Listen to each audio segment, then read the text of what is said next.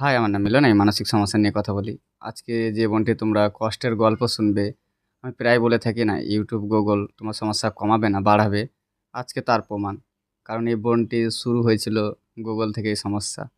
তোমরা যদি শোনো, সে ছোটোখাটো বিষয়গুলো এত বড় করে দেখতো আর এত সমস্যার মধ্যে ছিল। সে যখন আমার সাথে ১ম কথা বলে, সে কাঁদো-মাদো অবস্থাতে কথা বলছিল। বাট আজকে তার ভিডিওটা দেখবে, সে নিজের মধ্যে কতটা সাহস জগিয়েছে। সে মনের জোর কতটা বাড়াচ্ছে, তোমরা যখন এর ভিডিওটা দেখবে না তাহলেই বুঝতে পারবে। আর সবথেকে বড় কথা, এই মানসিক সমস্যা থেকে রিকভার হবার জন্য একজন অবশ্যই সাপোর্ট দরকার। সে তোমার কাছাকাছি কোনো মানসিক ডক্টর দেখাও বা কাউন্সেলিং করাও, একটা অবশ্যই সাপোর্ট দরকার। তো চলো, আমি বেশি কথা বাড়াবো না। তোমরা যদি আমার চ্যানেলে নতুন হও তো আমার চ্যানেলটি সাবস্ক্রাইব করে আমার পাশে থাকো। আর যদি কিছু জিজ্ঞেস করার থাকে তো অবশ্যই কমেন্টে জানিয়ে দিও, আমি অ্যান্সার দেওয়ার চেষ্টা করব। তো চলো ভিডিওটা দেখো। নমস্কার, আমি বর্ধমান থেকে বলছি। আজকে আমি আমার প্রায় 2-3 মাসের মানসিক কষ্ট বা নিজের ভয়ে কীভাবে কাটিয়ে উঠেছি বা কষ্ট পেয়েছি 2-3 মাস, কিন্তু আমার আজকে রানিং 5 মাস চলছে, সেই গল্প তোমাদের সাথে শেয়ার করব। আর দাদা আমাকে কিভাবে এই প্রবলেম থেকে বার করেছে বা আমি কি করে এতটা ভালো হয়েছি, আমি সেইটাই তোমাদের সবার সাথে শেয়ার করব। আর বলবো দাদার পাশে থাকতে আর দাদার কথা অনুযায়ী চলতে। তো আমি ফার্স্টে তো প্রথমে যখন আমার এই টেনশনটা শুরু হয় গুগল থেকে, কারণ আমি গুগলে উল্টোপাল্টা সার্চ করতে থাকি। সার্চ করার কারণে কারণ ব্যানানা শেক আমি খাই, তো সেটা খাওয়া থেকে আমার মাথায় টেনশন আসে। তো ওটা খেলে খারাপ কী হয় ওটা নিয়ে আমি গুগল সার্চ করি। ওখান থেকে সার্চ করে আমার প্রথমে আমার মাথায় আসে যে আমার হয়তো কোলেস্ট্রল হতে পারে। তো কোলেস্ট্রল থেকে আমি ভেবেছি তাহলে একবার টেস্ট করা যাক। তো টেস্ট করার সাথে সাথে তখন আমি সুগার টেস্টও করি। তো ওর সাথে সাথে দেখি কোলেস্ট্রল রিপোর্ট নর্মাল, সুগারও নর্মাল। বাট সব কিছুই যে আপ ডাউন হয় সেটা প্রতিটা মানুষের বডিতেই সমান, বাট আমি সেটা মানতে পারি না। আর আমার সুগার আগে 85 ছিল, সেখানে 92 হয়েছে। আমার নর্মাল থাকাকালীন আমি তাও ভয় পাচ্ছি যে আমার কেন 92 হলো। আমি তখন মানে এতটা পরিমাণে ভয় পেয়ে গেছিলাম, তখন আমার মাথায় ছিল, বাট আমি মানতে পারছিলাম না যে এইসব জিনিস মানুষের শরীরে আপ ডাউন হতেই থাকে। তো আমি সেটা নিয়ে প্রায় 2 থেকে 3 মাস মানে মৃত্যুকে চোখের সামনে দেখতে পেয়েছি। এত পরিমাণে ভয় পেয়ে গেছি তখন নিজেকে, মানে বাঁচাবো কীভাবে সেই রাস্তা খুঁজে পাচ্ছিলাম না। এমনও টেনশন আসছিলো যে আমি হয়তো বাঁচতে পারবো না, সুসাইডের টেনশন মাথায় আসছিলো যে আমি সুসাইড করিনি, আমার আর বাঁচার কোনো উপায় নেই, আমার হয়তো এই হয়ে যাবে, রোগ হয়ে যাবে, রোগ হলে হয়তো আমি ভেঙে পড়বো, শুকিয়ে গিয়ে খাটের সাথে মিশে যাব, এরকম একটা আমার মাথায় টেনশন চাপে। তো কেন আমি শুকিয়ে যাব রোগ হলে, আমার মাথায় আসে। আমার তখন এইটা মাথায় আসে না যে সুগার বা কোনো রোগ যেটা মানুষ থাকলে মানুষের হয়, বাট ওগুলো হলেও সেটা টেনশনের কোনো কারণ না, ওষুধ আছে। আমার মাথায় উল্টোপাল্টা টেনশন চাপে গুগল দেখে। আর আমি দিনের পর দিন সার্চ করা বাড়াই, Google, YouTube, A to Z সবই সার্চ করতে থাকি।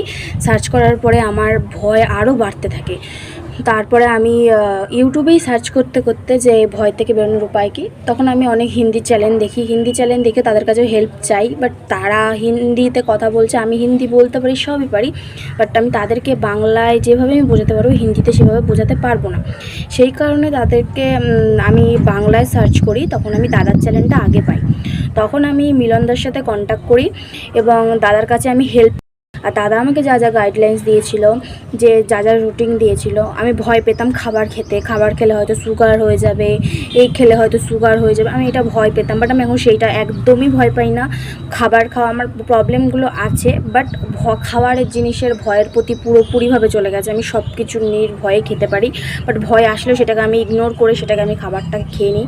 আমার কোনো ভয় সেভাবে আর লাগে না। আগে যেই পরিমাণে ভাত খেতাম না, ডাল খেতাম না, জল খেলে সেটাকেও মনে হতো আমার কিছু হয়ে যাবে, আমি যেই ভয়টা টেনশনটা পেতাম, বাট সেই টেনশনটা সেই ভয়টা আমি এখন আর একদমই খাওয়ার টেনশন একদম করি না। বাট যেইটুকু টুকটাক আসে ওটা আসে আমার নিজের জন্যই আসে, কারণ আমি নিজে ওটাকে যখন পারি না কন্ট্রোল করতে তখন ওটা আসে। বাট আমি আগের থেকে 95% সুস্থ।